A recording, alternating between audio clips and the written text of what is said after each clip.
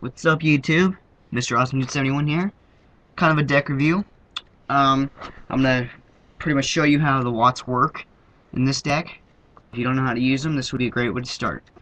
Alright, so first, obviously, you got your 3 watthoppers. They're good. All you need is more than one on the field, which is actually pretty easy to get in this deck. But as soon as you get more than one, you automatically have what's called a hopper lock. A hopper lock, you cannot, or your opponent cannot attack any monsters on the field, and they cannot target with any effects. So, or that only goes for watt monsters, though. So some of your monsters are not unsafe, like sangan and stuff like that. But anyway, he's really good. He's like the main card of the deck. Ways to get him out would be dragonfly. I like to use this to stall a lot. So, like, let's say your opponent's got 4 or 5 monsters on the field. You got dragonfly. He gets destroyed. Another one, and then he's destroyed. Another one. Alright, then, because that's his effect. You can get a watt monster as soon as he's destroyed by battle or by card effect. So they can dark hole him, they could lightning vortex, they could do anything with him. And there's always another one. Now, bouncing and, like, say you attack directly with him for no apparent reason at all, and they deep prison, now that's where his effect doesn't work. And same thing with bouncing, his effect doesn't work with that either. But either way, he's still really good.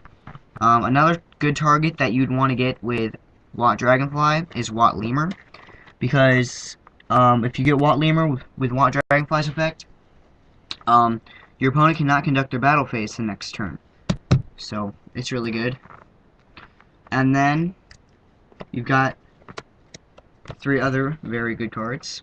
Wattgiraffe. He's very good because he's got 1200 attack points. He's the most powerful monster in the deck that can attack directly. Most powerful watt, I should just say. He is able to attack directly, like I already said. Got 100 defense, 1200 attack. He can, or whenever he attacks, your opponent can't activate any spell trap or monster effect cards until their turn. So he's really good, like against stardust and crap. Just in case, like, he attacks and then they've got like deep prison that they want to activate on another monster, like maybe Thunder King or something. So they can't activate anything until you're done with your turn. So he's really good. Also, he's a good search target for dragonfly, just in case like your opponent runs out of monsters to attack with. Then, like, say you have a couple dragonfly, like you got dragonfly, he attacks with I don't know what, just if he attacks with whatever, I mean, he attacks and destroys the other one, and then, like, let's say he just runs out of monsters, bam, you already have him. And then he's also good for overlaying, because if you have more than one on the field, you can, like, get Utopia or Roach, anything. I don't have Roach. I wish I did. That'd be great. But he's not really one of my main concerns. Next, you run your pheasant. Wattking cobra replaces this as soon as it comes out, which I know people have already gotten the sneak peek and whatnot, but anyway, you need wattking cobra or pheasant in this case, but king cobra because he can attack directly, 1000 beat stick. Whenever king cobra attacks directly, you get to search out a watt monster from your deck to your hand. So he's good. So, like, just in case you have maybe 1 for 1 in your hand, so you can search out a wathopper, maybe, or you can search out giraffe. And if you need extra stalling, then search out for dragonfly. There's just so many things that you can do with him. He's actually a really main card in the deck. So, but for now, just pheasant. What pheasant does, he can attack directly. He's just about the same. His effect isn't as good. You can remove from play a monster from your opponent's side of the field as soon as it does damage. So, and that it's only for the rest of your turn. So, yeah, he's alright. I don't really like him too much. I just have him in there for the direct attacks. You got your 3 battle fader. A lot of times, I will piss off my opponent by setting sangan, and then, like, putting nothing else on the field, just setting sangan, and then get him with Sangan's effect after he's destroyed and sent to the graveyard, then your opponent's all like, oh, what the hell, and then they attack into Battle Fader, and then you got an extra monster on the field. So Battle Fader's good. He really saves your butt a lot. You got your double lava golem because of you can tribute your opponent's monsters with it, and with swords and your other stalling stuff, which I'll get to later. He's really good because your opponent automatically loses 1,000 life points during each of his or her standby phases.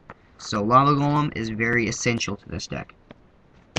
It's a good way to win by burning out your opponent, just in case you need to do too much stalling and you can't attack very much. So, anyway, double Thunder King, which I have still proxied. I really need another Thunder King, or actually 2 Thunder Kings. So, if you want to trade, I also need another Lava Golem, and wattking cobras when they come out, which I think I can get by myself. But anyway, so yeah, double Thunder King, I need 2 of those. But anyway, he's really good. He's good in every deck, I think, except for decks that obviously make you search out for most of your stuff, because with him, you can negate the special summon of a monster by sacrificing him, and neither player can search through their deck for cards. That's the only defect, is that you can't either. So he's really good. Honest, because every card you use except for Sangan is a light monster that you would attack with. And just in case you need to get rid of, like, 17 or just any other monster, and your monster's too weak, you can automatically destroy it with Honest. Because Honest is broken. He's badass. I don't see how he's so cheap now. He's really, really good.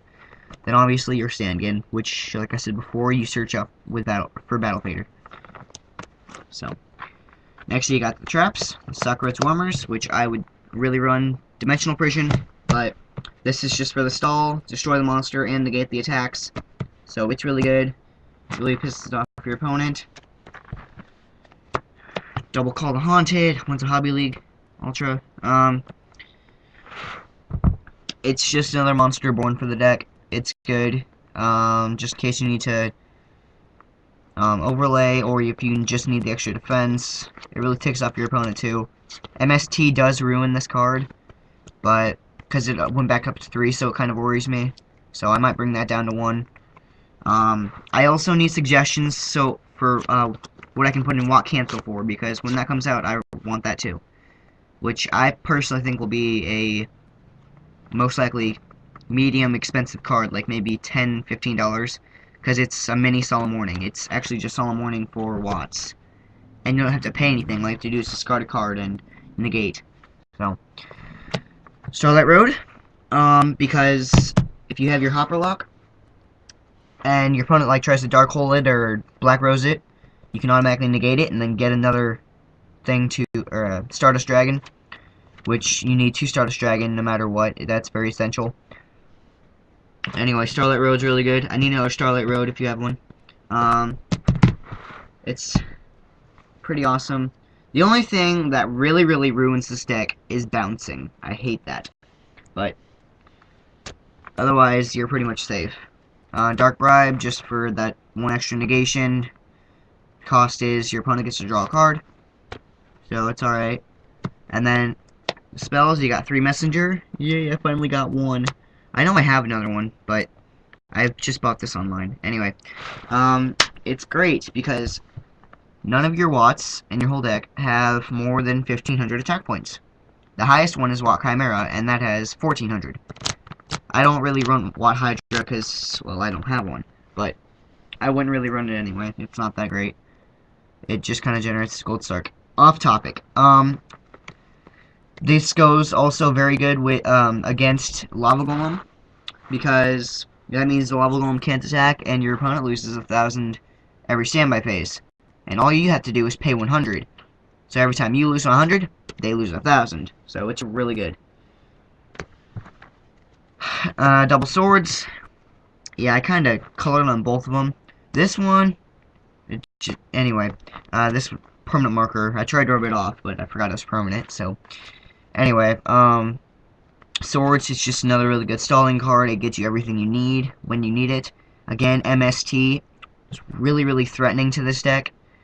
but it's still just a great card to have just in case.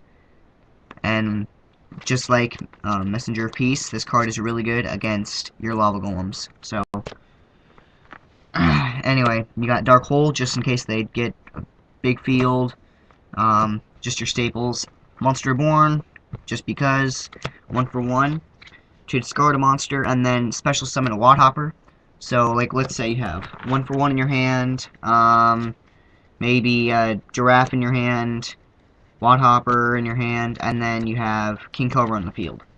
So you got King Cobra, he's about to attack, so he does attack, and then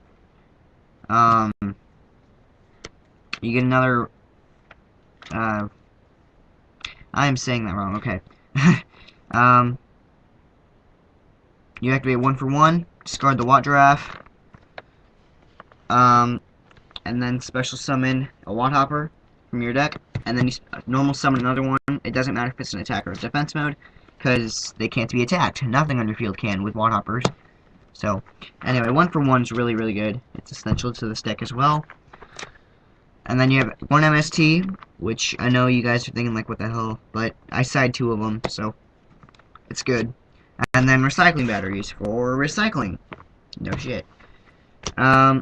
It's just good because to get, like, maybe your watthoppers back, giraffe, dragonfly, just the regular stuff. Then we'll go with the extra deck. So you got Android, because Chimera, I only have 1. I might want a couple more, but it's not really something I need. Uruquizas, Iron Chain, Ancient Fairy, which is actually really, really good in this deck. It will get you your hopper lock sometimes, but you can usually never get on the field. I also need some suggestions what to take out for a couple of tuners, like maybe a couple of Wattbox. I'm not too much of a fan of QE, but anyway, yeah, I just need something to get that on the field. Then you got Stardust for your Starlight Roads, which you absolutely need 2 of them. I'm going a bit over my time, but yeah, you absolutely need 2 Stardust. And then your overlay units, Gachi. This is actually really good for the deck. Gren and number 17 I just have in here because I have them. You can't even use these really. But, yeah. And then the 2 main ones that you use are Zenmeister and Utopia. Actually, these 3 are the mains. Gachi, Utopia, and Zenmeister. They're just really good for the deck because your giraffes and your King Cobras when they come out, there's an automatic Utopia or Zenmeister, so they're really good. And then I will get to the side deck. Obviously, you run 2 MST because just in case you need it, it's good. Double Lightning Vortex. If your opponent swarms monsters, this is really good for it. So, like, just in case they run, like, X-Sabers or Sams. Oh, sweet Jesus. 6 Samurais. Ugh. Pot of Avarice. If your opponent's running, like, a milling deck, or just you need it because you're going through the deck too quickly, and you're getting too many cards in the graveyard, Avarice is good. Bomb, because it's just good. It's a staple, basically. My Body, because it's an alright card. Just in case your opponent has, like, a lot of extra card destruction type things, like, not by destroying my battle, but just, like, regular effect destruction type things. If they have a lot of that, then, you want to main this. And you got Double Shining Angel, because it'll search out your light monsters, any of them that you need, so it's like another Dragonfly, except it's a bit stronger. Fox, which I might need to side a couple more of. It's just a tuner, just in case you really, really need some of your, synchro monsters. So, he's good. Zaborg, which I need one. A lot of people main this, but I don't, because a lot of times you won't need him, because you have other stuff for it. But, his effect allows you to destroy a monster on the field, which you can even use on your own monsters, I think. So that'd be good for, like, Dragonfly. I think it has to be, never mind. Anyway, Electric Virus, because just in case, it's obviously a Thunder type, and, you can, take control of dragons and machines with him, so he's good. Then torrential, gravity bind, and mirror force, because they're really, really good. They're just basically the staple trap cards. Gravity bind you only use in desperate need. So, yeah. And that is the deck. Remember, I need the cards will be in the description. The deck recipe will be in the description as well. So yeah, comment, rate, subscribe. This is Mr. Awesome Dude 71 signing out.